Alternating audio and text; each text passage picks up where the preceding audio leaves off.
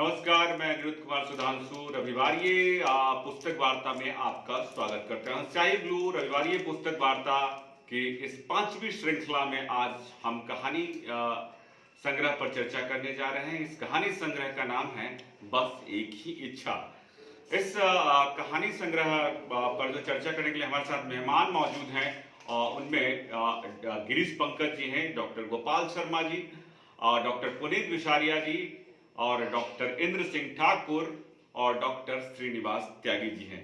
तो हम आप सभी का इस रविवारिये पुस्तक वार्ता में स्वागत करते हैं और आज डॉक्टर रमेश पोखरियाल निशंक जी की जिस कहानी संग्रह पर चर्चा होनी है उसका नाम है बस एक ही इच्छा। अनिरुद्ध जी, मैं सबसे पहले डॉक्टर योगेंद्र नाथ शर्मा जी को प्रणाम करता हूं और आज हमारे सर प्रणाम। आपका निरंतर स्नेह मुझे मिलता रहता है। दर्शन साक्षात आज इस पे गूगल मीट पे हो रहे हैं और आज हमारे साथ में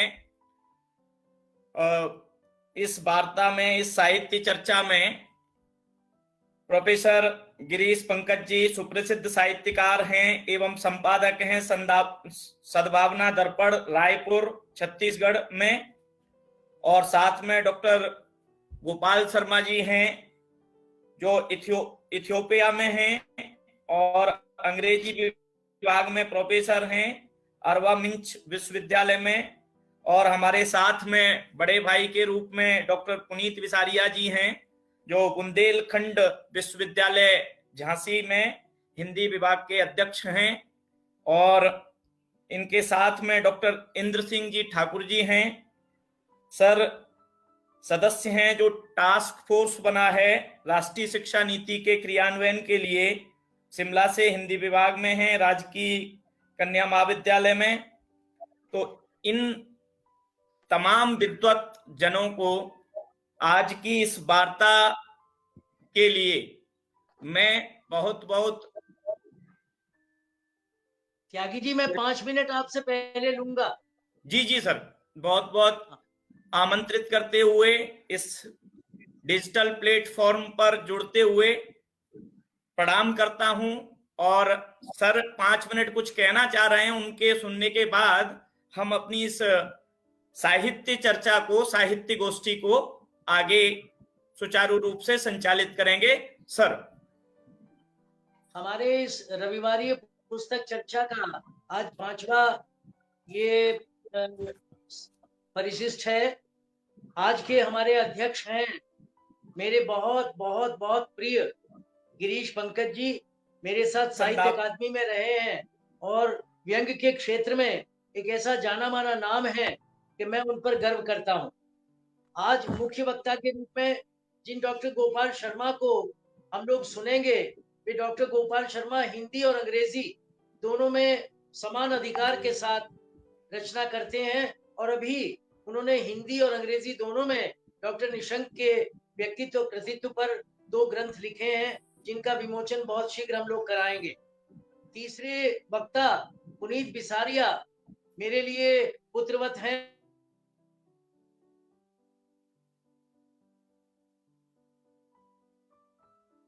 सम्मान के साथ अपने विसारिया जी को आज विशेष रूप से अभिनंदन कर रहा हूं।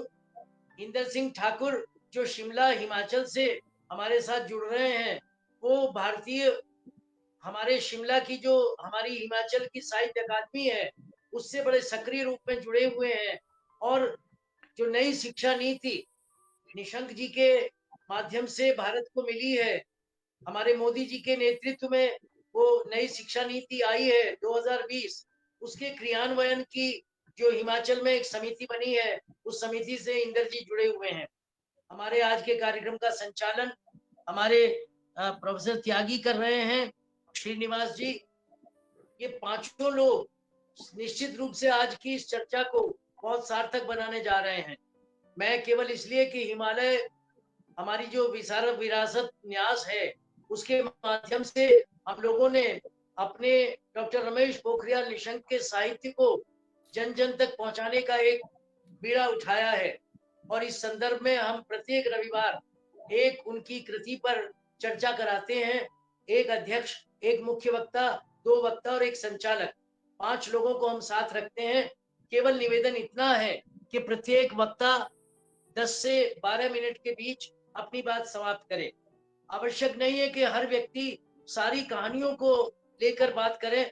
आपको जो कहानी अच्छी लगी हो, 1 कहानी, 2 कहानी, 3 कहानी, इन कहानियों को लेकर आप निशंक जी के कहानीकार के रूप को उठा सकते हैं। मैं केवल इतना ही कहना चाहूंगा कि ये जो कहानी संकलन है, बस एक ही इच्छा, अगर आप इसकी पहली ही कहानी को देखेंगे तो ऐसा लगता है जैसे रमेश पोखरियाल निशंक कहीं ना कहीं अपनी उस युवावस्था को, उस किशोरावस्था को एक ऐसे बालक के माध्यम से ला देना चाहते हैं, पहाड़ की उस दर्द भरी दास्तान को, जो पिथौरागढ़ से दिल्ली के किसी होटल में पहुंच गया है और वहां जाकर वो चाहता है कि किसी तरह मैं अपने मन की बात कह सकूं। वो तो केवल 8वीं तक पढ़ा है, लेकिन उसके मन में एक ही इच्छा है कि मैं अपने भाई बहनों को पढ़ा सकूं। कितने संकटों में वो अपना जीवन बिता रहा है, उसने स्वयं सब कुछ त्याग दिया है, लेकिन एक ही इच्छा लेकर जी रहा है कि वो अगर पढ़ा है या नहीं पढ़ा है कोई बात नहीं, उसके भाई और बहन पढ़ सकें। उसका दर्द पूरे पहाड़ का दर्द है, जो इस कहानी के माध्यम से निशंक जी ने हम सबके सामने रखा है। दूसरी कहानी मैं बहुत बहुत बहुत महत्वपूर्ण मान रहा हूं, जिसमें मैं और तुम फ्लैशबैक की पद्धति में लिखी हुई ये कहानी दीप्ति के माध्यम से, एक पत्र के माध्यम से ऐसी बात उठा रही है जहां प्रेम को हम लोग ये मानकर चलते हैं कि अतीन्द्रिय है। प्रेम हमारे जीवन में बहुत बड़ी चीज रखता है, लेकिन दहेज का दानव प्रेम को कैसे खा जाता है, भावना को कैसे खा जाता है, मैं और तुम कहानी में यही कहीं सबसे बड़ा सामने हमारे आ रहा है। तीसरी कहानी देंगे स्वयं में संघर्ष, और मैं मानता हूं कि ये कहानी फिर पहाड़ के दर्द को उठा रही है। और इस कहानी में निशंक जी की सबसे बड़ी खूबी क्या है, वे इस कहानी में कुछ ऐसी सूक्तियां डाल देते हैं, जिनमें से 2 सूक्तियां मैं आपके सामने पढ़ना चाहता हूं। पहली सूक्ति निराशा तो मृत्यु है। इसने जाते जाते चलते फिरते न जाने कितने लोगों को ग्रस लिया है, इसे मैं कभी अपने पास तक नहीं फटकने दूंगी, कह रही है। दूसरी सूक्ति देते हैं, सोना तपकर ही कुंदन कहलाता है और अग्नि परीक्षा के बाद भी उसे हथौड़े की मार से गुजरना पड़ता है। आप देखिए जीवन का कितना बड़ा यथार्थ के माध्यम से जी हम सबके सामने ला देते हैं। यानी सोना कुंदन बनेगा, लेकिन कुंदन बनने के बाद भी उसे हथौड़े की चोट सहनी पड़ेगी। हम कितना भी संघर्ष कर लें, संघर्ष के बाद भी हम लोगों को निखरने के लिए कहीं ना कहीं संसार की बाधाओं का सामना करना पड़ता है। इन कहानियों, 3 कहानियों के साथ हम इस चर्चा को खुली रख रहे हैं। मुझे सबसे बड़ी खुशी आज ये है कि वर्षों बाद मैं अपने मित्र, अपने अनुज गिरीश पंकज जी के दर्शन कर पा रहा हूँ। पुनीत बिसारिया मुझे बहुत पहले मिले थे, आज फिर मैं उनका ताऊ जी हूँ, मैं उनको सामने देख रहा हूँ। गोपाल शर्मा जी का तो मैं भक्त हूँ, और गोपाल शर्मा जी मेरे हरिद्वार से जुड़े हैं। श्रीनिवास त्यागी, रोज मैं सुबह शुभकामनाएं उन्हें देता हूँ। और जहां तक इंदर जी की बात कहूंगा, इंदर जी मेरे दिल में रहते हैं। हालांकि रहते आप सभी मेरे दिल में हैं, लेकिन इंदर जी को मैंने दिल में इसलिए रख रखा है कि भाई इंद्र जिसके पास रहेगा, सारे देवता उसके पास अपने आप आ जाएंगे। इन शब्दों के साथ मैं आज की चर्चा में आप सभी का हृदय से स्वागत कर रहा हूं। आप सभी केवल एक ही बात ध्यान रख दीजिए, 10 से 12 मिनट हम लोगों को कहना ना पड़े कि आप इसे कम कर दीजिए, अच्छा नहीं लगता।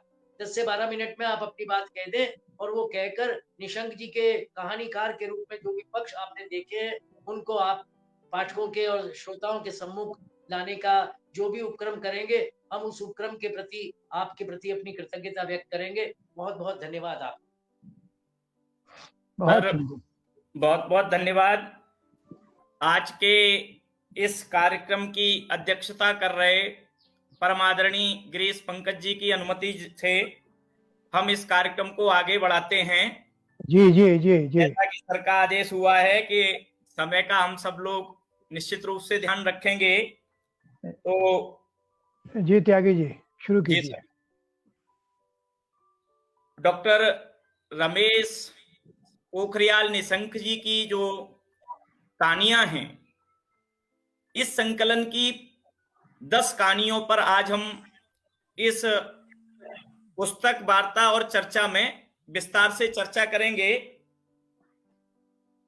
बस एक ही इच्छा, ये उनका प्रारंभिक कहानी संकलन है और इसमें उन्होंने पहाड़ और पहाड़ के जीवन के जो संघर्ष और उस दौर में वह किस आत्मीयता से एक संवेदनशील व्यक्तित्व, रचनाकार व्यक्तित्व के रूप में, चाहे वो उनकी पहली कहानी हो बस एक ही इच्छा, या मैं और तुम दूसरी कहानी कितना संघर्ष, और वो इसमें जो मुझे लगता है कि शिक्षा के प्रति उनका जो कंसर्न है वह लगभग अधिकांश कहानियों में मिलता है। और सौभाग्य से भारत को एक साहित्यकार के रूप में, शिक्षा मंत्री के रूप में पहली बार शायद निशंक जी सुशोभित कर रहे हैं। और इसी कालखंड में राष्ट्रीय शिक्षा नीति भी आई हुई है। तो साहित्य और भारतीय भाषाओं के लिए मैं समझता हूं कि ये बेहद सुखद समय होने वाला है। तो अपने अध्यक्ष जी की अनुमति से मैं आज के मुख्य वक्ता प्रोफेसर गोपाल शर्मा जी से सादर निवेदन करता हूं कि वो अपने विचारों के माध्यम से डॉक्टर रमेश पोखरियाल निशंक जी का जो प्रारंभिक कहानी संकलन है बस एक ही इच्छा पर अपनी विश्लेषणात्मक दृष्टि से हम सब लोगों का ज्ञानवर्धन करें। प्रोफेसर गोपाल शर्मा जी। नमस्कार आदरणीय डॉक्टर वर्य और वर, मैं आपको संबोधित करने में एक सेकंड भी नहीं गंवाऊंगा। डॉक्टर अरुण जी के श्री चरणों में केवल नमन करूंगा और अध्यक्ष महोदय की आज्ञा से अपनी बात को 10-11 मिनट में समाप्त कर दूंगा। स्वागत है आदरणीय। आज मुझे डॉक्टर रमेश पोखरियाल निशंक जी के प्रारंभिक कहानी संग्रह के आधार पर अपना वक्तव्य देना है। मेरा डॉक्टर निशंक से कोई परिचय नहीं है, पर मैं उनके साहित्यिक व्यक्तित्व से उसी प्रकार परिचित हूं जैसा परिचय हंसराज रहबर का प्रेमचंद से था, क्या रहा होगा। बहुत बढ़िया। केन उपनिषद का एक वाक्य है, जो उसको जानता है उसके लिए वह अज्ञात है, जो उसको नहीं जानता उसके लिए वह ज्ञात है। इसी कथन से मैं अपनी बात प्रारंभ करूंगा, क्योंकि यह कथन निशंक जी पर 16 आने सही बैठता है। मेरे विचार में उन्होंने अपना नाम निशंक सोच समझ करके ही रखा होगा। दरअसल उनको जानने वाले देश के करोड़ों लोग उन्हें जानते हैं, लेकिन राजनेता के रूप में, पर उन्हें कवि साहित्यकार के रूप में जानने वाले उन करोड़ों लोगों में से बहुत कम हैं, और हम उनमें से कम ऐसा अवसर प्राप्त कर रहे हैं जो बहुत कम लोगों को प्राप्त होता है। मैं उन्हें व्यक्ति के रूप में नहीं जानता, लेकिन उनकी रचनाओं से उनको पहचानने लगा हूं। उन्हें दूर से देखा जरूर है, और यह कहने में कोई अतिशयोक्ति नहीं होगी कि निशंक ज्यादातर पुराने हिंदी लेखकों के समान दीनहीन दिखाई नहीं देते, एकदम कुलीन और भद्र दिखाई देते हैं। ये बात मैं इसलिए कह रहा हूं क्योंकि जो उनका कवि रूप है या उनका जो कहानीकार कथाकार के रूप में कार्य है, वह उनके व्यक्तित्व का भी परिचायक है। क्योंकि साहित्यकार के रूप में उनके दो रूप मुझे दिखाई देते हैं। एक तो कवि रूप ही है, जहां कविता और निर्देश एकाकार हो गए हैं। दूसरी ओर कथाकार निशंक हैं, जो इस रूप में अपने परिवेश के कथाकार हैं। वे जादुई यथार्थवाद के चक्कर में नहीं पड़ते, बल्कि जमीनी यथार्थ के शोधक हैं और उसी का वर्णन करते हैं। यदि 10 मिनट में मुझे इन कहानियों का एक विश्लेषण प्रस्तुत करना पड़े तो यह कार्य मेरे लिए अब और कठिन हो गया, क्योंकि जिन 3 कहानियों का परिचय आचार्य वर गुरुवर अरुण जी पहले ही दे चुके हैं, वही पहली 3 कहानियां हैं और वही 3 कहानियां मेरे सामने हैं सबसे पहले। तो मुझे असमंजस हो रहा है कि मैं अब क्या नई बात कहूंगा। मैं एक बात और एक वाक्य जो मैंने कहीं सुना था पिछले दिनों, वहां से अपनी बात प्रारंभ करूंगा। We are just stories in the end, just make it a good work.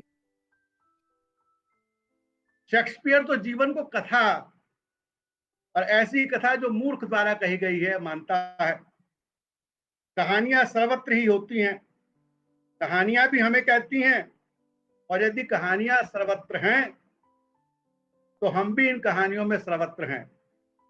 इसलिए निशंक जी द्वारा रचे गए पात्र किसी न किसी रूप में हम ही हैं, और ये पात्र कहीं बाहर से नहीं आते। कहानियां भी हमें कहती हैं और हम भी कहानियों को कहते हैं। इसलिए पाठक, पात्र और लेखक इन कहानियों में एकाकार हो गए हैं। वह जो कहानीकार ने हमको लिख कर दिया है, वह उसका लिखा हुआ यथार्थ है, और जब हम उसको पढ़ते हैं तो उसे हम अपने भोगे हुए यथार्थ से मिलाकर पढ़ते हैं। इसीलिए हमें उन कहानियों में आनंद की अनुभूति होती है और वे कहानी हमें अपनी जैसी लगती हैं। अब एक कहानी को लेते हैं, बस एक ही इच्छा। कहानी तो बस इतनी सी है, जैसा कि अरुण जी ने बताया कि होटल में काम करने वाला एक लड़का है, वेटर कह सकते हैं हम आप उसको। वो अपना दुख दर्द मैं को सुनाता है, और वह इसलिए उस मैं को अपना दुख दर्द सुनाता है क्योंकि उसका उपनाम पोखरियाल उसे ज्ञात हो जाता है, और इससे दोनों में बादरायण संबंध पैदा हो जाता है। बहुत बड़ी बात। इस कहानी में कहानीकार ने, ये कहानी उसी समय तो लिखी नहीं गई, ये कहानी एक समय घटी, और उसके बाद कहानीकार इसको क्यों लिखता है, क्योंकि उसे उस बच्चे का आत्मविश्वास प्रभावित करता है, और वह इस आत्मविश्वास के गुण को अपने पाठक में आरोपित करना चाहता है, पाठक को देना चाहता है कि देख, ये कहानी है, यह संघर्षशील बालक है, और ये आत्मविश्वास का इसमें गुण है, मूल्य है, इसको ले। वे पंक्तियां आप कभी नहीं भूलेंगे।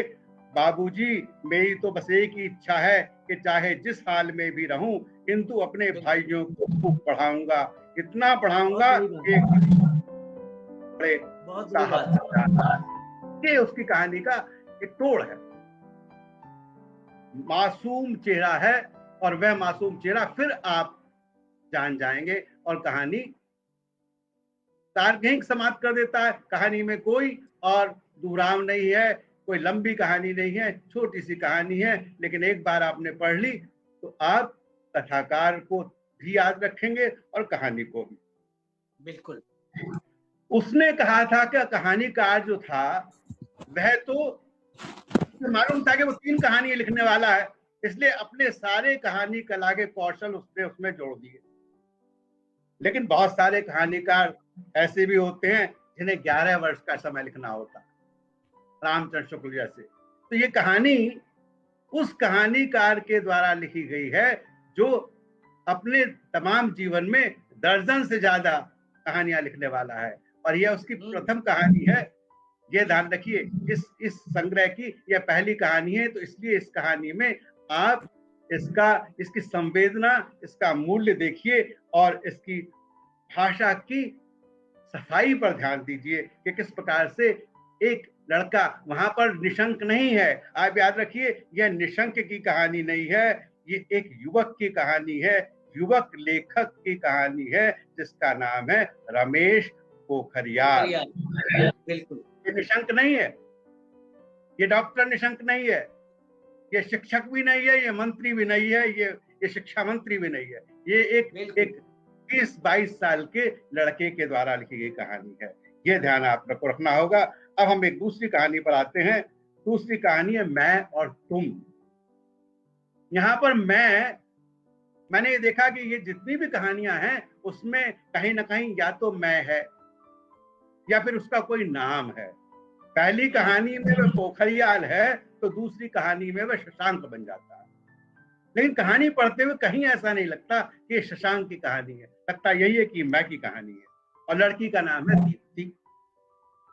और ये बड़े मजे की कहानी है जिस पर ध्यान लोगों का तब जाएगा जब वो इस कहानी को 2 बार 3 बार पढ़ेगा।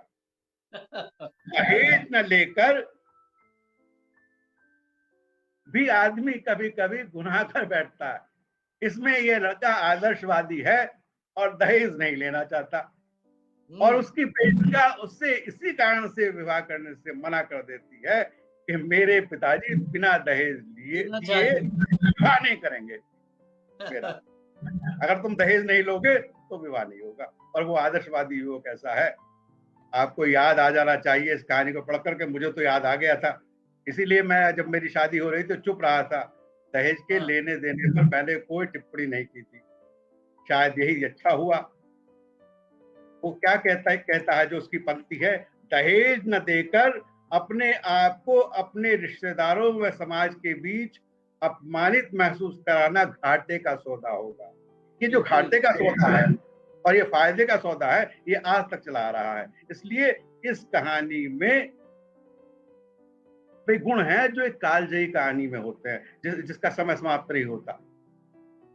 याद रखिए, कालजयी रचनाकार नहीं होता, कालजयी होती है रचना। रचना के बहाने में कालजयी बनता है। इसलिए यह रचना आप यदि पढ़ेंगे तो गारंटी है जो भी इसको पढ़ेगा वो इसको 3 बार पढ़ेगा, क्योंकि पहली बार तो उसको समझ ही नहीं आएगा कि ये दहेज का विरोध में है कि दहेज के पक्ष में है या मध्यम मार्ग है। ये एक ऐसा मार्ग है जिसके बारे में आपने सोचा भी नहीं होगा। तो अब तीसरी कहानी लेते हैं। तीसरी कहानी का कथानायक है रमेश और कहानी है कितना संघर्ष। और इस कहानी को जब मैंने पढ़ा तो मुझे लगा कि अब यह रमेश पोखरियाल छात्र नहीं है, इस कहानी का नायक छात्र नहीं है, वह शिक्षक बन गया। वह शिक्षक बन गया है और वह सरस्वती शिक्षा मंदिर में या विद्या मंदिर में पढ़ाने लगा है। इसका सबूत मिलता जब कभी मैंने आपको इस अपनी बात कहने के समय मैंने हंसराज रहबर का नाम लिया था और प्रेमचंद का, तो यह बात आप ध्यान रखिएगा। इसका कारण है जो मैंने लिया था, यहां पर मैं आपको बताऊंगा। इस कहानी में नायक है रमेश। श्वेता नामक संघर्षशील लड़की की कहानी सुनाता। ठीक है, अब जब मैं एक और कहानी पर आता हूं, इसी के साथ साथ संकल्प जो उससे बिल्कुल जुड़ी हुई है, उसमें कहानी में एक संकल्प लेता है लड़का, जिसमें शिक्षक रमेश पोखरियाल अपनी बनती और बदलती मनस्थिति को हमारे सामने करते हैं। आम व्यक्ति के हितों की बात करना, शोषितों के लिए जूझना उसे अच्छा लगने लगता। समाज में फैली अराजकता, अव्यवस्था और दुराचार के खिलाफ उसके मन में भारी आक्रोश पैदा हो जाता है और फिर उसे वह मार्ग दिखाई देता है जिसका वह न जाने कितने वर्षों से आकांक्षी था, जिसको वह सहर्ष अपना लेता। वह अपनी जन्मदात्री माता को अपना संकल्प प्रेषित करता है और अपना संपूर्ण जीवन मातृभूमि को सौंपने का संकल्प करते हुए एक श्लोक पढ़ता है। वह श्लोक बड़ा महत्वपूर्ण है, यह इस कहानी के लिए भी महत्वपूर्ण है और रमेश पोखरियाल नामक शिक्षक को निशंक बनाने के लिए और इसमें शिक्षा मंत्री तक बनाने के लिए यह एक प्रकार से श्लोक नहीं है बल्कि एक टैलिस्मैन है। नमस्ते सदा मस्तले मातृभूमे त्वया हिंदू भूमे सुखम वर्धितो हम महामंगले पुण्य भूमे कायो नमस्ते नमस्ते। यह जो मंत्र है यह हम उनकी इस कहानी में देखते हैं। तो अब आपको समझ में आ गया होगा कि ये जो पहली कहानियां हैं यह फाउंडेशन कहानीकार के रूप में भी स्थापित हो रहे थे, मानसिक रूप से भी स्थापित हो रहे थे और भविष्य के मार्ग की ओर कथाकार बढ़ता चला जा रहा था। तो एक बात, बल्कि मैं तो कहूंगा कि 2 बात इन 3 कहानियों से स्पष्ट हो जाती हैं। एक तो कथाकार कवि हृदय है, दूसरे संवेदना के धरातल पर वह इतना आंदोलित है कि अभिव्यक्ति के लिए छटपटाहट, जो अभिव्यक्ति की छटपटाहट है और संवेदना के लिए और जीवन मूल्यों के लिए जो उसके मन में चाह उत्पन्न होती है, वह इन प्राथमिक कहानियों में भी और प्रारंभिक कहानियों में भी आ जाती है। कहीं कहीं भाषा प्रयोग आप जब ध्यान से देखेंगे तो आपको लगेगा जरा बड़ा अटपटा सा भाषा प्रयोग है। एक शब्द मुझे लगा मूकता का प्रयोग किया है। तो उस समय यह जो काल है, और इस काल का विवेचन बाद में किया जाएगा, लेकिन मैं अब अपनी बात समाप्त करूंगा। और वह समाप्त करने से पहले मैं ये कहूंगा कि एक आलोचक ने विश्वविख्यात कथाकार जेन ऑस्टिन की प्रारंभिक रचनाओं को ओपन, एम्यूज्ड, इजी इंटेलेक्चुअल कहा था। मैं इन कहानियों के कथाकार को इसी तर्ज पर सहज, पारिवारिक, देशानुरागी चिंतक की कहानियां कहूंगा।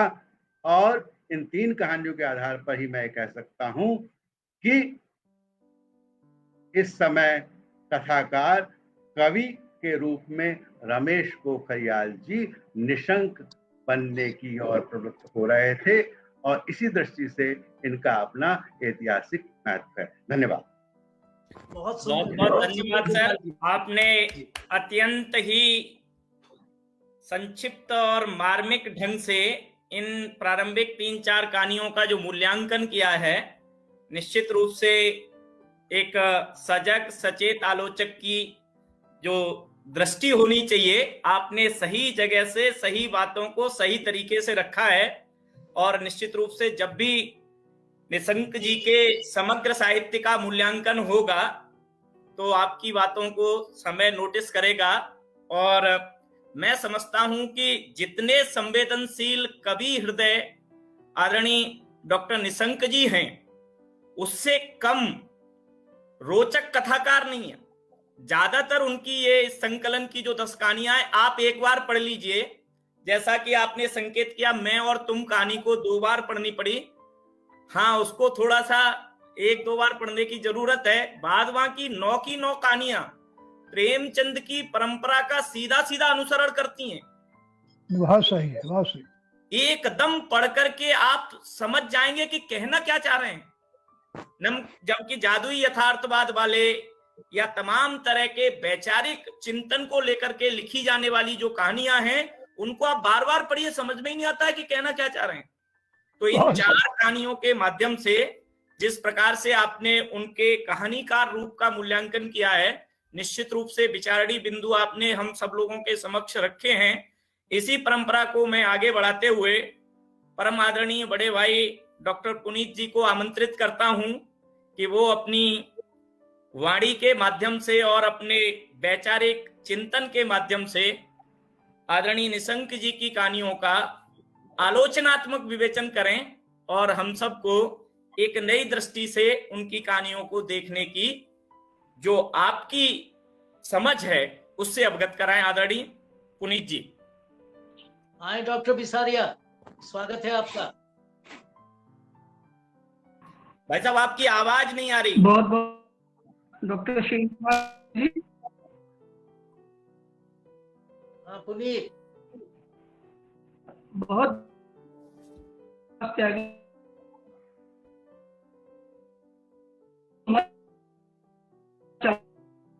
मंच पर आदरणीय पुनीत जी, आपकी आवाज नहीं आ रही है। कुछ हैंग हो रहा है उनका मोबाइल या क्या है?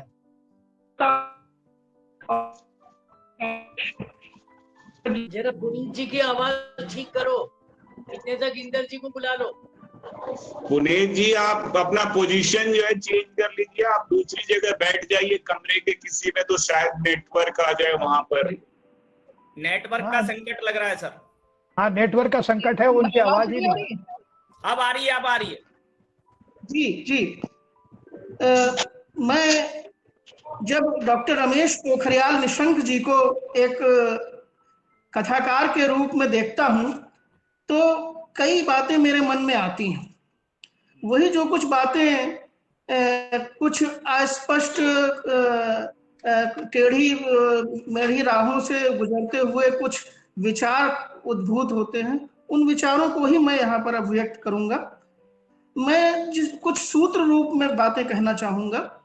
सबसे पहले तो मैंने जो ये 10 कहानियां पढ़ी, बस एक ही इच्छा कहानी संग्रह की, इसमें मुझे लगता है कि इन 10 कहानियों में, सभी कहानियों में कोई ना कोई एक इच्छा लेखक ने अभिव्यक्त की है, और वो चाहता है कि वो इच्छा चाहे संकल्प के रूप में हो, चाहे वो इच्छा उसकी कामना या आकांक्षा के रूप में हो, और चाहे वो दृढ़ संकल्प के रूप में हो, वो हमारे सामने लेखक प्रस्तुत करते हैं। जैसे प्रारंभिक कहानी, जो पहली कहानी है बस एक ही इच्छा, इसमें उस नन्हे बालक की कितनी उदात्त की इच्छा है कि वो अपने परिवार के लिए, अपने भाई बहनों के लिए, अपने स्व को भी तिलांजलि देने के लिए तैयार हो जाता है।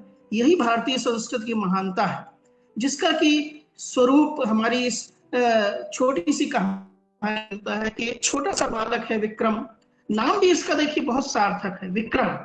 उसमें वो विक्रम है, उसमें वो बल है, वो उसमें तेज है कि वो कुछ ना होते हुए भी अपने परिवार के लिए सब कुछ करने के लिए तत्पर है। ये जो महत्वपूर्ण बात है, ये उनकी लगभग सभी कहानियों में प्रकट या अप्रकट रूप में उपस्थित है। जैसे आपको एक जो कहानियां अभी चर्चा में नहीं आ पाई हैं, उन कहानियों की ओर मैं आपको ले जाता हूं। एक जैसे कि कहानी है संकल्प, जिसमें भारत की मां की स्वतंत्रता के लिए किस प्रकार से तत्पर होता है नायक, उसकी चर्चा वो करते हैं। और एक सुख दुख कहानी देखें आप, उसमें मेजर निराला किस प्रकार से अपने आत्मसंघर्ष के बाद जीवन में कुछ ना कुछ हासिल करने अंतिम कहीं ना कहीं प्राप्त कर लेते हैं, जिनकी उनकी पाने के लिए जिनकी शुरू और आप देखें अपना इन इस संग्रह की वो बहुत महत्वपूर्ण है। इस कहानी में अपना और पराया का जो विभेद है वो तो है ही, इसके साथ साथ जो नायक राहुल और उसकी भाभी का जो संघर्ष है, उस संघर्ष में भी वो जो जिस प्रकार से राह निकालता है, वो हमारे लिए बहुत ही महत्वपूर्ण एक कहानीकार के रूप में निशंक जी को हमारे सामने लाता है। एक कहानी याद रखूंगा कि चर्चा और करूंगा, मैं सूत्र रूप में ही बात कर रहा हूं क्योंकि मेरे पास समय सिर्फ 10 मिनट है। तो याद रखूंगा कहानी में स्वार्थ परकता किस प्रकार से चीजों को घालमेल कर देती है, और शुरू में हमें लगता है कि लेखक जिससे बात कर रहा है उसके प्रति हमें संवेदना होनी चाहिए, क्योंकि वो कहीं ना कहीं पीड़ित है। लेकिन जब जो कहानी आगे रोचक ढंग से बढ़ती है, त्यों पता चलता है कि उसकी स्वार्थ परकता भी किसी से कम नहीं है, उसकी पत्नी से कहीं अधिक स्वार्थ परकता उसमें स्वयं विद्यमान है। तो इस प्रकार के जो पात्र हैं, जो आपको हमें हर गली कूचे में देखने को मिल जाएंगे, चाहे वो निशीथ हो, चाहे वो शशांक हो, चाहे वो दीप्ति हो, चाहे विक्रम हो। विक्रम तो आपको हर होटल में कहीं ना कहीं बर्तन मांजते हुए या बहरे का वेटर का काम करते हुए मिल जाएंगे। हालांकि अब बाल निरोध कानून के बाद इस पर कुछ लगाम लगी है, लेकिन फिर भी इस प्रकार के कष्ट सहते हुए बालक आपको ढूंढ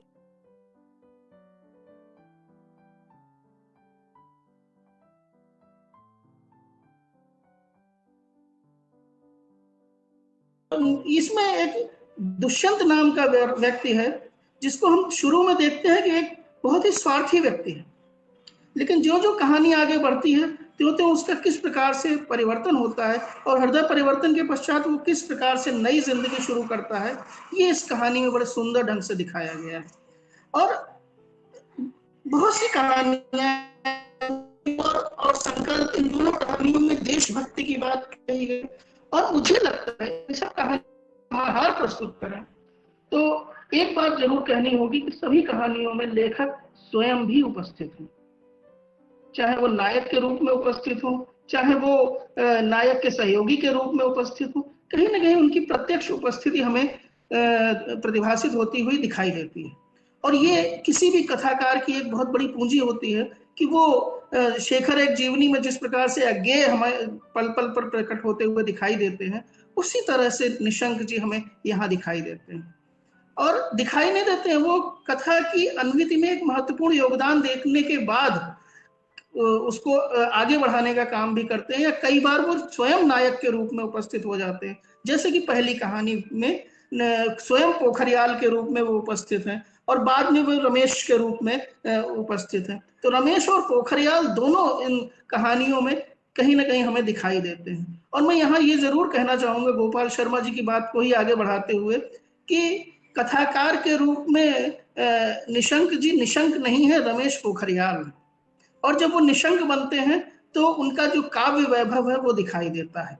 कहने का तात्पर्य ये कि मैं एक कथाकार के रूप में उन्हें महत्वपूर्ण अवश्य मानता हूं, लेकिन मूलतः उनका कवि स्वरूप कहीं ना कहीं उनके लेखकीय स्वरूप, कथाकार स्वरूप पर भारी है।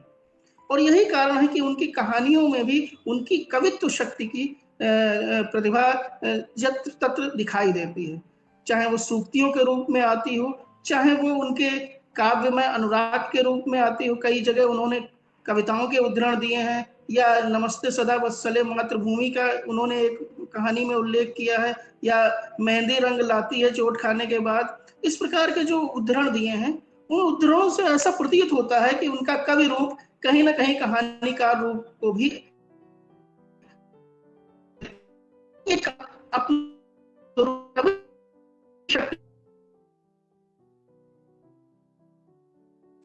मिनट का पूर्ण हो गया है, इसलिए मैं समय की बाध्यता को देखते हुए अपना वक्तव्य यहीं समाप्त करता हूं।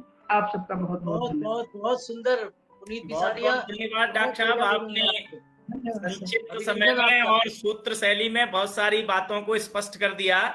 जो आप कवि हृदय और उनकी काव्य प्रतिभा की बात कर रहे थे, तो निश्चित रूप से हम इन कहानियों की भाषा को देख सकते हैं तो लगता है कि भाषा एकदम काव्य में है।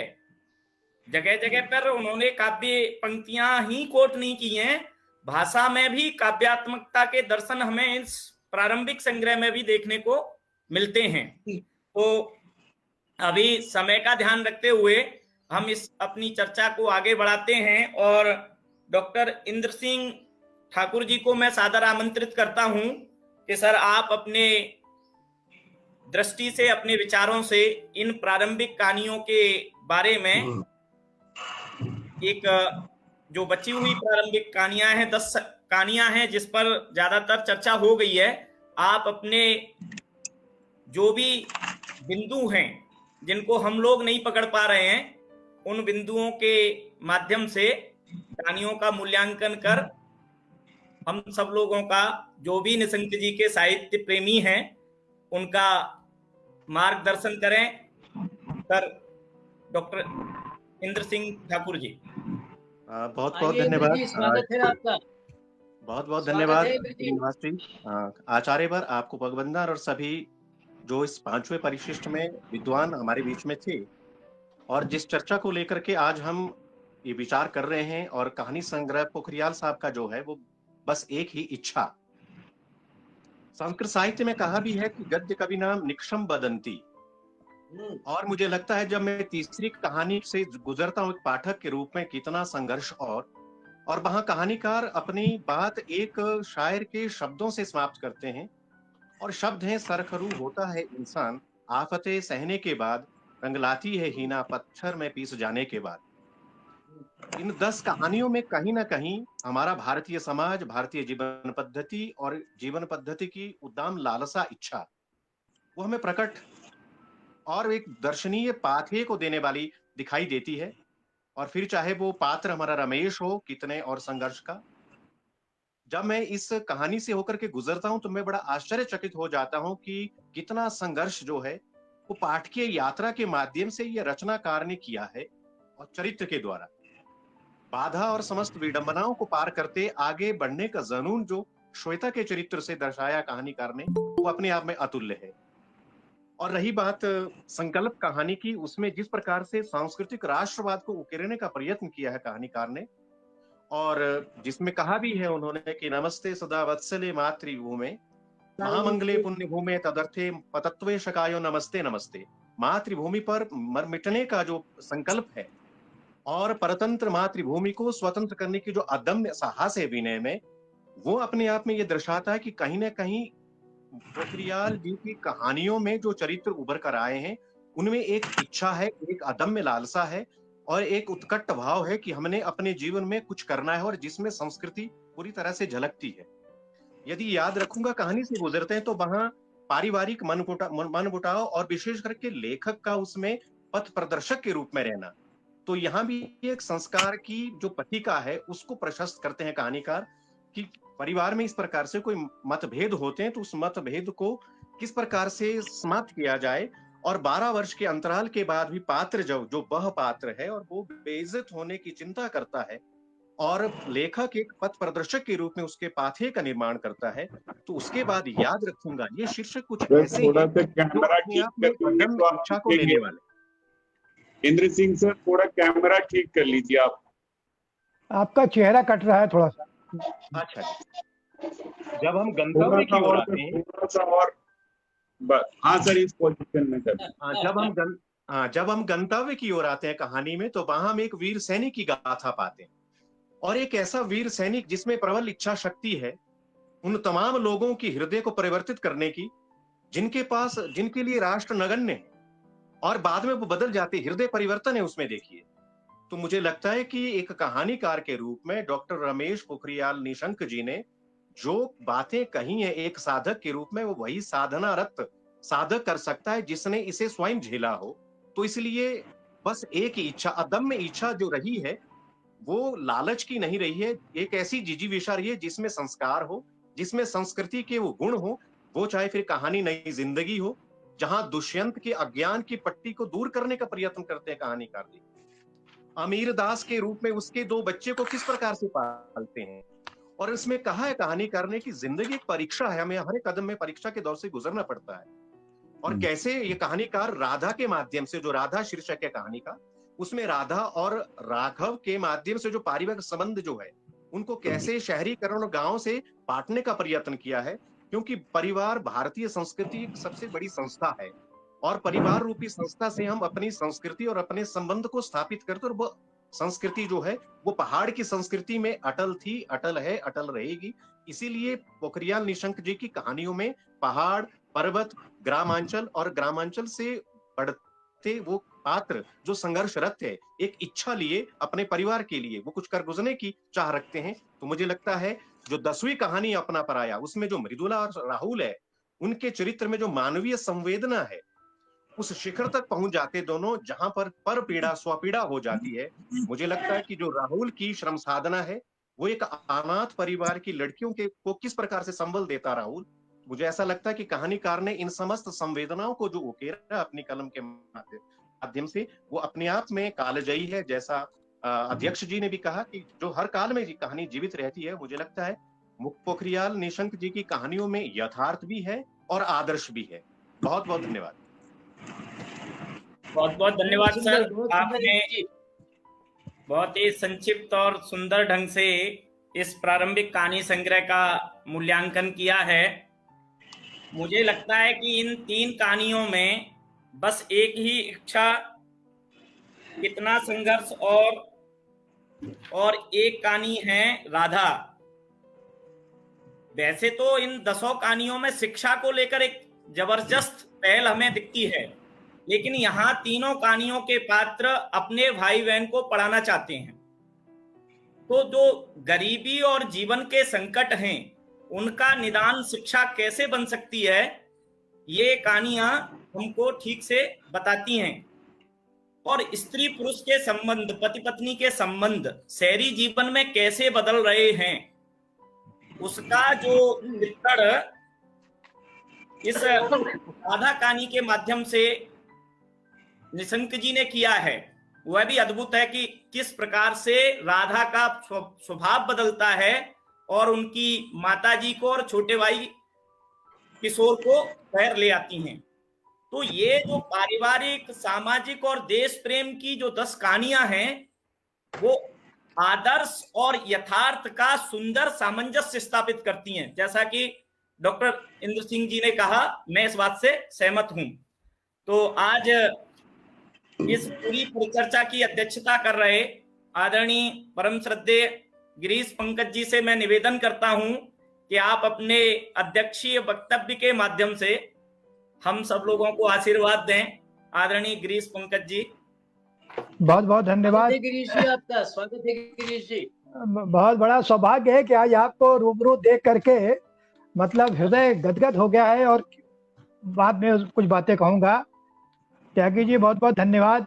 और जैसा कि हमारे बड़े अग्रज शर्मा जी ने, योगेंद्र नाथ शर्मा अरुण जी ने मेरे बारे में कहा, मैं अभिभूत होता हूँ यह सोचकर कि हम लोग 5 साल तक साहित्य अकादमी में रहे और जहाँ भी गए उनका ऐसा स्नेह मिलता रहा मुझे। वह स्नेह मेरी पूंजी है और आज भी वो मुझे ऊर्जा प्रदान करता है, उनका स्नेह। और निरंतर जहाँ भी वो रहते हैं, कभी कोई फोन से बात कर लेते हैं, कभी मेरे बारे में कहते हैं, तो एक व्यक्ति की पूंजी है। और आज पुनीत बिसारिया को भी मैंने देखा वर्षों बाद। पुनीत बिसारिया से भी मेरी मुलाकात झांसी के पास एक छोटे से कस्बे कोंच में हुई थी कुछ साल पहले, और उस समय उनके व्यक्तित्व को मैंने देखा था। और आज डॉक्टर गोपाल शर्मा जी को सुना, इंदर सिंह ठाकुर के सुंदर वक्तव्य को सुनने के बाद, और शुरुआत में योगेंद्र नाथ शर्मा अरुण जी को सुनने के बाद, अब मुझे लगता है कि मेरे लिए ऐसा कुछ बचा नहीं है कि मैं निशंक जी की कहानी पर कुछ कहूं। चूंकि अध्यक्ष हूं इसलिए कुछ नोट्स मैंने भी कहानियों के लिए थे, हो सकता है पुनरुक्ति हो, लेकिन मैं जरूर कुछ बात कहना चाहूंगा। जब कार्यक्रम के शुरू होने के पहले अरुण जी से मेरी बात हो रही थी, मुझे इस बात का गर्व है कि मैं ऐसे व्यक्ति को जानता हूं जिसका शिष्य इस समय देश का केंद्रीय मंत्री है। निशंक जी को पढ़ाया है अरुण जी ने, और मैं समझ सकता हूं कि अरुण जी का जो शिष्य है वो चाहे साहित्य में रहे, राजनीति में रहे, उसके अंदर में मनुष्य के बेहतर निर्माण की लालसा बरकरार रहेगी। निशंक जी की पुरानी कहानियां हो सकती हैं, उसमें किताब में लिखा था कि प्रारंभिक कहानियां हैं। मैं कहता हूं कि तमाम प्रारंभिक कहानियां निसंदेह कालजयी कहानियों की श्रेणी में आएंगी। ये सबसे अच्छी बात है कि निशंक जी ने जितनी भी कहानियां लिखी हैं उसमें उनका उदात्त चरित्र उभर करके सामने आता है। और जैसे हमारे त्यागी जी ने भी कहा कि वो शायद गोपाल शर्मा जी ने कहा, बहुत अच्छी बात उन्होंने कही कि ये जादू यथार्थवाद के चक्कर में हमारी कहानी जब से पड़ी है, उस कारण ये हो रहा है कि यथार्थवादी कहानियां पीछे छूटती जा रही हैं। और कला के नाम पर अरुण जी जो तड़का इस समय लगाया जा रहा है कहानी में, तो उसमें कहानीपन खत्म होता जा रहा है। कहानी आपको कहीं दिखाई नहीं देती कि दरअसल लेखक कहना क्या चाह रहा है। अद्योपांत आप कहानी को पढ़ जाए, एक कतर ब्योंत जैसी कोई चीज वहां पर दिखाई देती है। उसमें कहानी में न तो रस है, न कोई कथ्य है, न कोई संदेश है। जबकि उनके बरक्स अगर मैं बस एक ही इच्छा की कहानियों को रखता हूं तो पाता हूं कि ये 100 टंच कहानी के निकष पर खरी उतरती कहानियां हैं। और जैसा कि हमारे त्यागी जी ने या शर्मा जी ने कहा कि जो प्रेमचंद की कहानियों का विस्तार है, उस परंपरा के दरअसल ये कहानियां हो ये रहा है। अरुण जी, मैंने कई बार ये बात मैंने महसूस की है और मैंने कहा भी कि हमारी हिंदी कहानी प्रेमचंद के समय की कहानियों की तरह वहीं खड़ी होकर के कदम ताल कर रही है, वहां से कहानी आगे बढ़ने की कोशिश नहीं कर रही। लेकिन जब हम ऐसी कहानियों को पढ़ते हैं, निशंक जी जैसी कहानियों को पढ़ते हैं, तब लगता है कि नहीं, कथा का कुछ विस्तार हुआ है। मैं आपको यहाँ एक बात, बहुत महत्वपूर्ण बात कहना चाहता हूँ कि समकालीन कहानी को लेकर के ये टिप्पणी कभी विश्वनाथ त्रिपाठी जी ने रायपुर में ही की थी कि आज की कहानियों को पढ़ो तो नाक बंद करने की इच्छा होती है। यह टिप्पणी एक तल्ख टिप्पणी है। वो ये बताते की कोशिश कर रहे हैं कि किस तरह से हमारी कहानी निरंतर अश्लील होती जा रही है, अवैध संबंधों को महिमा मंडित करने की कहानी, समाज के विघटन की कहानियां पेश की है। ये कोई जादू यथार्थवाद नहीं है कि आप विकृति को यथार्थ बना करके पेश करें। हमारी विकृति जादुई यथार्थ नहीं है, हमारी संस्कृति है यथार्थ। जो कुछ घट रहा है उसे पूरी गरिमा के साथ पेश करने की कोशिश। तो निशंक जी की जितनी कहानियां मैंने पिछले कुछ दिनों में पढ़ी, तो मुझे लगता है कि वे कहानियों के निकष पर खरी उतरती है और मनुष्य को अरुण जी नर से नारायण बनाने की दिशा में प्रवृत्त होती हैं, और इनकी हर कहानी में कहीं न कहीं पहाड़ रूपायित होता है, कहीं कहीं कहीं पिथौरागढ़ आता है, कहीं नदी तालाब। कहने का मतलब यह है कि निशंक जो है कथाकार अपनी जड़ों से जुड़े रहना चाहते हैं। सबने बस एक ही इच्छा कहानी की चर्चा की, मैं भी जरूर इस पर कहना चाहूंगा कि दरअसल ऐसी ही कहानी हम हाशिए पर खड़े व्यक्ति को केंद्र में लाकर के उसके भावनाओं के साथ पाठकों से रूबरू कराते हैं। जब विक्रम जैसा बच्चा जब यह कहता है कि बस मेरी यही इच्छा है कि मैं अपने परिवार के लोगों को खड़ा कर दूं, और वो इतने उदार होकर के कहता है कि चाहे वे मुझे कुछ ना दें, लेकिन मैं चाहता हूं कि वे सब बड़े साहब बन जाए। यह जो उदारता पहाड़ के बच्चे में दिखाई देती है, दरअसल ये इससे इस कहानी से पूरे पहाड़ का चरित्र दिखाई देता है। पहाड़ के लोगों के बारे में कितनी अच्छी बातें उन्होंने की है, हमारे वक्ताओं से वो बात छूट गई है। मैं ये कहना चाहता हूं, जो मैं और तुम कहानी है अरुण जी, उसमें उन्होंने पहाड़ में रहने वाले व्यक्ति के व्यक्तित्व को जिस तरह से पेश किया है, उसको पढ़कर के मैं अभिभूत हो गया है। कई बार ये मानसिकता होती कि पहाड़ी आदमी है, दोयम दर्जे का नागरिक बनाने की हम कोशिश करते हैं, गोया पहाड़ में रहने वाला बहुत पिछड़ा हुआ होता है, गंवार होता है, उसका व्यक्तित्व तो नहीं होता। लेकिन वही पहाड़ का व्यक्ति एक समय देश का शिक्षा मंत्री बन जाता है, तब लगता है कि पहाड़ में रहने वाले की क्या ताकत होती है। जब वो समुचित शिक्षा व्यवस्था में आमूल परिवर्तन की कोशिश करता है, तब लगता है कि एक व्यक्ति अपनी जड़ों से जुड़ करके कहां से कहां तक पहुंचता है। पहाड़ से निकलकर व्यक्ति समतल तक आकर के देश को दिशा देने का काम करता है। तो वही निशंक अपनी कहानियों में प्रकारांतर से इस देश को दिशा देने की कोशिश करते हैं। मैं और तुम कहानी अरुण जी आपने भी पढ़ी है, मैं समाज की मानसिकता पर कितना गहरा आघात किया है हमारे निशंक जी ने, कहते हैं वे कि अगर कोई पहाड़ी है तो उससे के साथ हमारे यहाँ जो जिस तरह से व्यवहार होता है, उसको लेकर के एक पात्र के माध्यम से देखिए, वो कहते हैं कि ओह, तुमने पूछा नहीं कि क्या उनमें उनसे कि पहाड़ी क्या आदमी नहीं होते हैं, कहते हैं। बिल्कुल। तो क्या पहाड़ी लोग आदमी नहीं होते हैं? क्योंकि पहाड़ के प्रति जो अरुचि हमारे तथाकथित शहरी लोगों में दिखाई देती है, समतल स्थानों में रहने वाले, वे पहाड़ियों को जिस तरह से दोयम दर्जे का ट्रीट करते हैं, तो एक पात्र कहता है कि ओ, तुमने पूछा नहीं क्या उनसे कि पहाड़ी आदमी नहीं होते हैं? क्या उनमें सहजता की कमी होती है, या उनका अलग ही रंग रूप और खून का अलग प्रकार होता है? ये कितनी महत्वपूर्ण बात है कि क्या पहाड़ के लोगों का खून अलग होता है, क्या रंग रूप अलग होता है, तो क्या वे किसी और हाड़ मांस के बने होते हैं? मैं तो गर्व के साथ कहता हूं कि मैं पहाड़ी हूं। वो पात्र नहीं कह रहा, वो ये निशंक कह रहे हैं। रमेश पोखरियाल कथाकार कह रहा है कि मैं गर्व से अपने आप को कहता हूं कि मैं पहाड़ी हूं। पहाड़ की स्वच्छंद घाटियों में जन्म लेना पहाड़ी मात्र के लिए एक महान उपलब्धि का विषय है। वो कहते हैं कि पहाड़ी में अगर हम जन्म लेते हैं तो ये हमारे लिए बड़ी उपलब्धि है। तो ये एक सोच है कथाकार की, जो इस मैं और तुम कहानी में रूपायित होती है।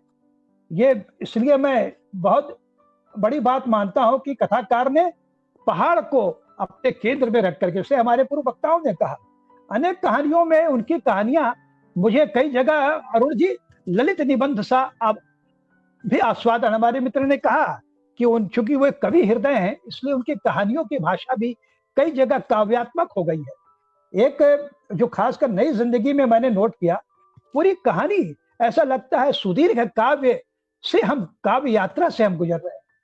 जिस तरह से उन्होंने उल्लेख भी किया, नदी के प्रवाह को देख करके लेखक बड़ा भावुक हो जाता है। और पहाड़ी में रहने वाला व्यक्ति, पहाड़ में रहने वाले व्यक्ति की कहानी में अगर नदी ना आए, झरने ना आए, चार के वृक्ष नजर ना आए, पहाड़ ना आए, तो वो क्या कथाकार होगा। तो रमेश जी की हर कहानी में वो सारी चीज आती हैं। वो देखिए कितनी अच्छी बात कहते हैं। वो कहते हैं ये नदी श्रेष्ठ है, बहुत श्रेष्ठ है। कितनी बड़ी बात है। नदी को लेकर के हमारे देश में किस तरह से दोयम दर्जे का व्यवहार होता है। मैं कई बार कहता हूं कि नदी तो कहती है कि मैं लगता है एक बड़ी डस्टबिन बन गई हूँ, एक कचरा घर बन गई हूँ, जिसमें पूरे शहर का कचरा आकर के गुजरता है। जबकि नदी, लेखक कहता है, निशंक जी कहते हैं कि यह नदी श्रेष्ठ है, बहुत श्रेष्ठ है, और अहर्निश अरमरत गति से चट्टानों और पहाड़ों से टकराती हुई भी यह अपने लक्ष्य की ओर अबाध गति से बढ़ती रहती है।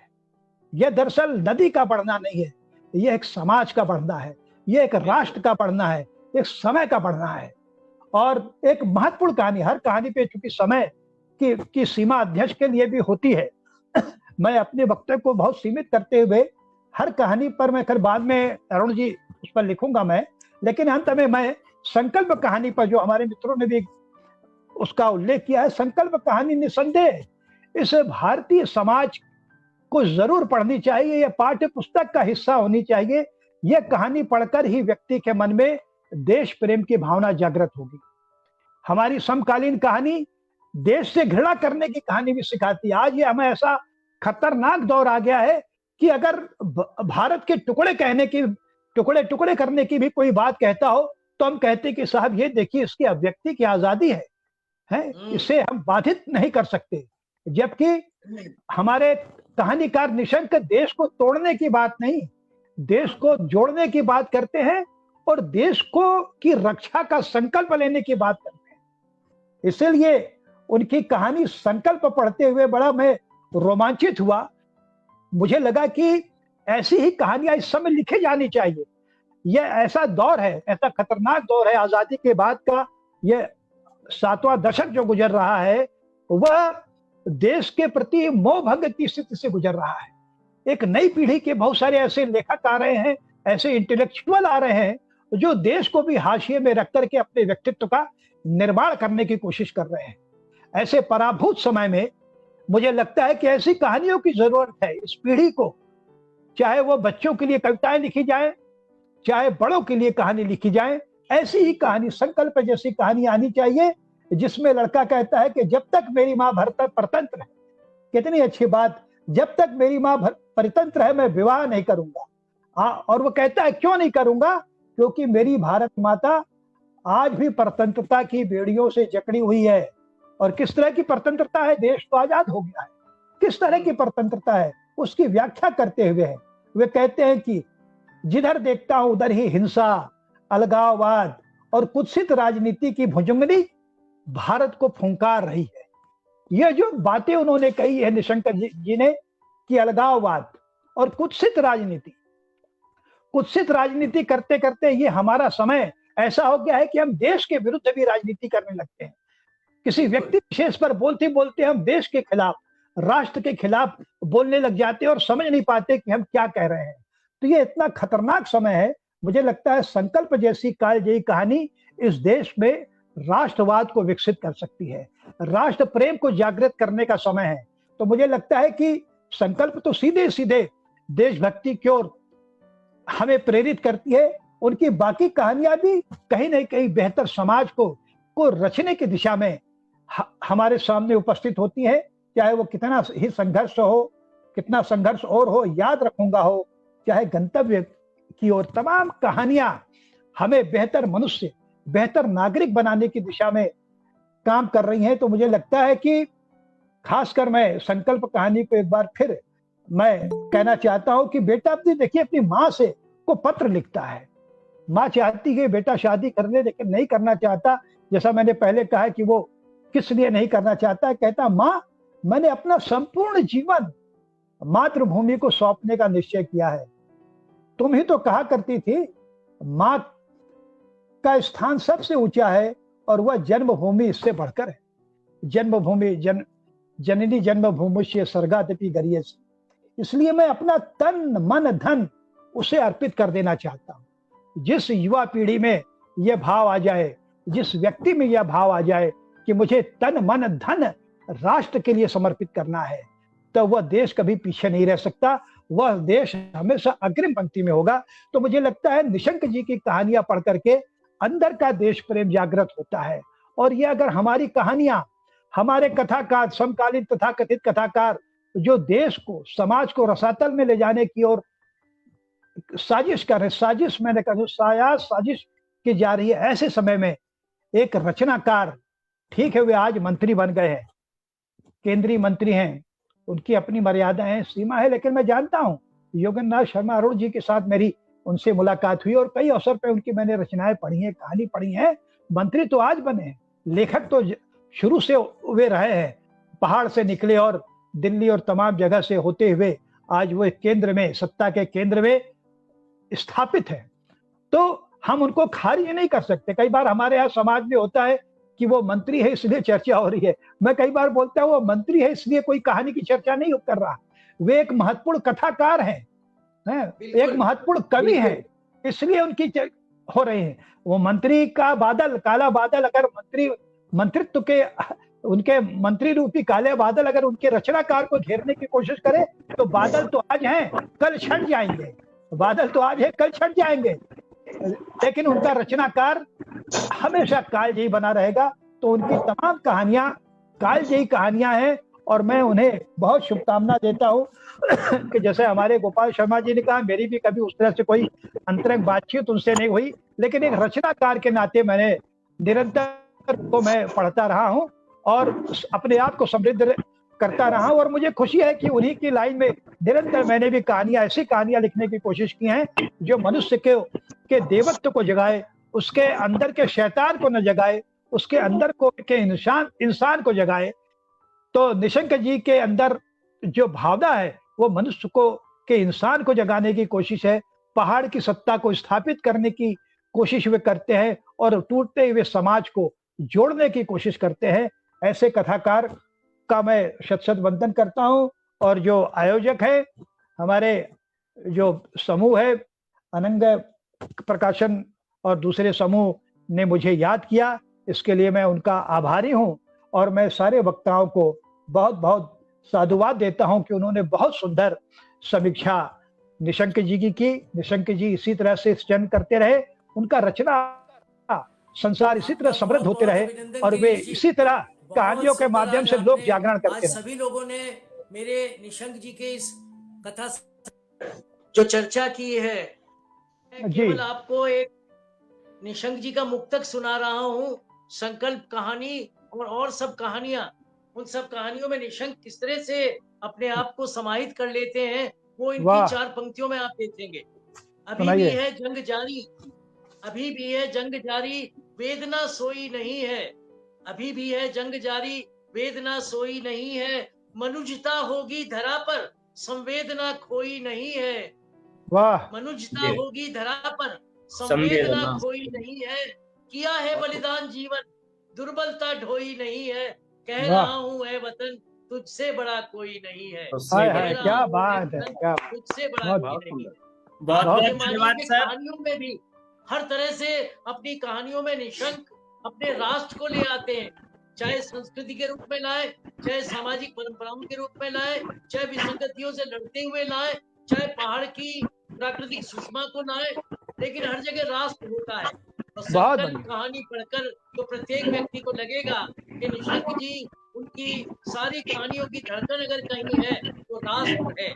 और ऐसे राष्ट्र के जो वंदना कर रहा राष्ट्र की, ऐसे निशंक का हम आज अभिनंदन कर रहे हैं। और अब मैं चाहूंगा कि अनिरुद्ध हमारे सब लोगों को धन्यवाद करेंगे।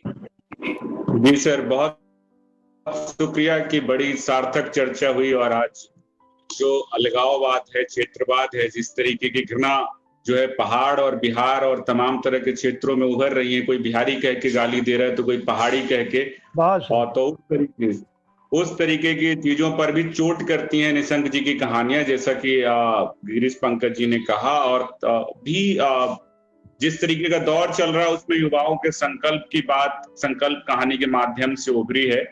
बहुत सारी चर्चाएं हो ही चुकी है, अब मेरे लिए कुछ नहीं बचा और मैं ऐसा समय भी नहीं लेना चाहते क्योंकि समय हो चुका है आज विदा लेने का। तो सबसे पहले जो मैं संचालन कर रहे थे श्रीनिवास त्यागी जी, उनका धन्यवाद करता हूं कि उनके सुंदर संचालन, बहुत सुंदर चर्चा हुई है आज। स्याही ब्लू रविवारीय पुस्तक वार्ता की ये 5वीं श्रृंखला थी, जैसा कि गुरुजी ने भी आप सब लोगों को बताया। कहानी संग्रह थी, बस एक ही इच्छा। जो वार्ताकार थे हमारे साथ, गिरीश पंकज जी जुड़े हुए थे, गोपाल शर्मा जी जुड़े हुए थे, पुनीत विसारिया जी जुड़े हुए थे। इंद्र सिंह ठाकुर जी जुड़े हुए थे और दिल्ली विश्वविद्यालय से श्रीनिवास त्यागी जी जुड़े हुए थे। तो अगली परिचर्चा तक के लिए हम आपसे लेते हैं विराम, और फिर अगली परिचर्चा में जो है हम नए वक्ताओं के साथ, नए कहानी संग्रह के साथ उपस्थित होंगे। तब तक के लिए आप सभी लोगों का बहुत बहुत धन्यवाद, शुक्रिया, नमस्कार।